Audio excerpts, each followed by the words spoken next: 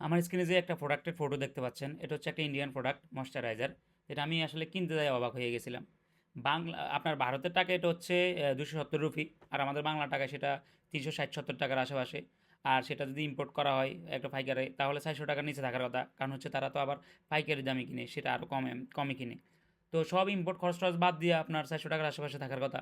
আর আমরা সেটা পাওয়ার কথা কত টাকায়? 450 থেকে 500 টাকায়। ভারতে সেটা কিনতেছে তারা 270 টাকা দিয়ে। আমরা না হয় আমাদের দেশে যেহেতু ইম্পোর্ট করে আনে, আমাদের প্রোডাক্ট না এটা, তাহলে আপনি 500 টাকার মধ্যে এটা বিক্রি করার কথা, কারণ আপনার হাতে এটা 400 টাকার মধ্যে আসার কথা। এটার দাম 1,000 টাকা। জিজ্ঞেস করলাম এটার দাম 1,000 টাকা। লক্ষ্মীপুরে কসমেটিক দোকানগুলোতে প্রচুর পরিমাণে দাম বেশি রাখে, কারণ হচ্ছে গায়ে রেট খুব কম থাকে কসমেটিকগুলোর, বাইরের থেকে যেগুলো আসে। আমরা অনেক সময় রেট বুঝি না, ইচ্ছা মতো দাম আঁকায়। পৌরবিতানে একটা আছে দোকান, দ্বিতীয় তলায়, এরা পাইকারি বিক্রি করে নাকি, কিন্তু আমি আজীবন দেখে আসছি এরা মানে অনেক বেশি দাম নেয়। কারণ আমি আগে কয়েকটা প্রোডাক্ট নিয়ে প্রচুর ঠকছি।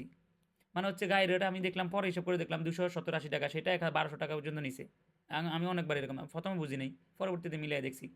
এই হচ্ছে অবস্থা। তো ভোক্তা যারা আছেন লক্ষ্মীপুরের দায়িত্বে, আপনারা একটু এগুলি একটু আপনাদের যারা লোক থাকে ওদের দিয়ে একটু যাচাই বাছাই করেন যে জনগণরা তারা কীভাবে ঠকাইতেছে।